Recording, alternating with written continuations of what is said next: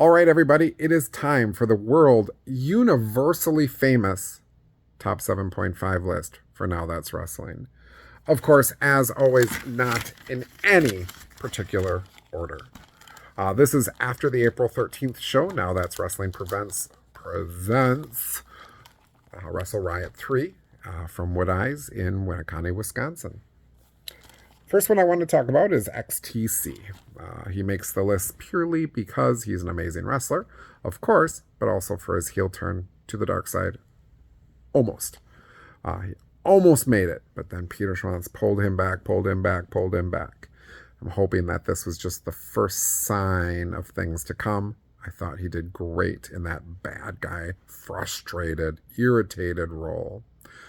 People get sick of losing. I feel like he is getting sick of losing for sure.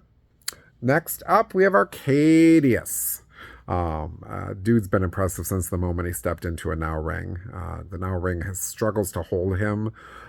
He is a brutality personified. I've said it before. I'll probably say it every time I talk about Arcadius. He absolutely reminds me of Abyss. From his size, of course, facial features, and moveset. Definitely think he reminds me of Abyss. I see great things for him in the future. Guys, board of dudes, if you're thinking of someone to bring in to the big show that where Kurt Angle was at last year, maybe Abyss, and have him and Arcadius face off in a match. If he'll fight, I think that would be really cool. Next up, tag team, the Baker Boys. Again, like I said earlier, one of the few wrestlers that good or bad doesn't really matter. They are simply amazing. So they have a shot at the championships. Definitely feel they deserve it. I feel somewhat bad for Beauty and the Beard. I don't know if they're going to be able to cheat their way out of this. They would never cheat, of course, but you know what I mean. This will be a hard one for me, as I do just greatly enjoy both tag teams. So this might be one where I have to sit on my hands a little bit, just purely concentrate on taking pictures. Number 4, Miles Mason. Up until recently, I have never seen Miles Mason, and boy, every time I see him, I am more and more impressed. The chops, a thing of beauty. The moves he does,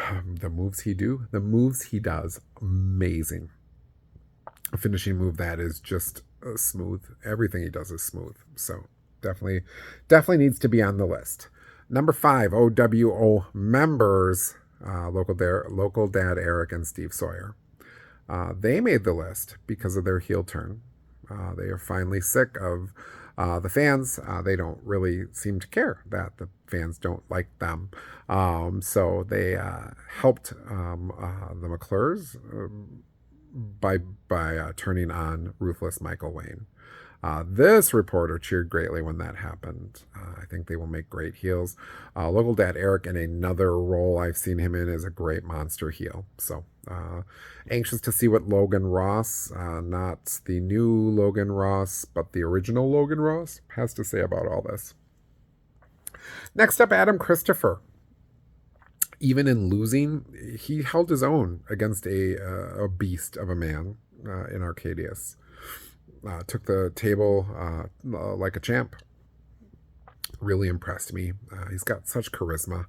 Really, can tell really enjoys what he does. So he, even after the loss, gets a shot at the Now Mid-Valley that Kaiser currently holds at the next show. So we'll see if he can wrestle that away from Kaiser. Should be a good match. Next up, the final of the 7 will be Preston Palmer. A fun watching the Best Friends Club try to turn him into a face. I'm not sure how successful that's going to end up being. I think it might bite the Best Friends at some point. And that point might be really an opportune moment for the Best Friends Club. I just love Preston. Again, as a face, he's actually pretty enjoyable. I just prefer him as a heel. He's just really good in that heel role. So keep up the good work, Preston. It takes us to our point 5. And I've got to give major props out to Josh. Of course, Nathan, living it up in Florida, spending just really enjoying time with his family. Though, if you're not doing anything Saturday night, you should be in Oak Creek, Wisconsin, cheering on Nathan while he battles Ben McCoy. So be there or be square. Mike Jarek was playing football with his football team.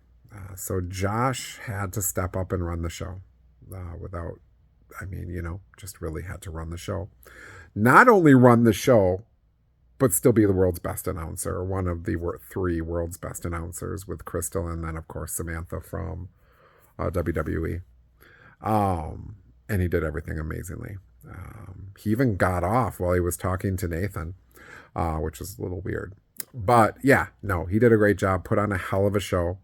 It must be nice for Nathan to know that he's got 2 people that can step up and run the show with him not being there. It's why Now That's Wrestling is still as amazing as it is. Crowd was hot for the entirety of the show. So Josh, great job. You did amazing. That is my top 7.5 universally famous list after the last show. I hope you enjoyed it. I will talk to you all. There'll be 2 coming up this next week, so watch for those videos to be coming out. Peace out. If I don't talk to you before, good morning, good afternoon, and of course, good night.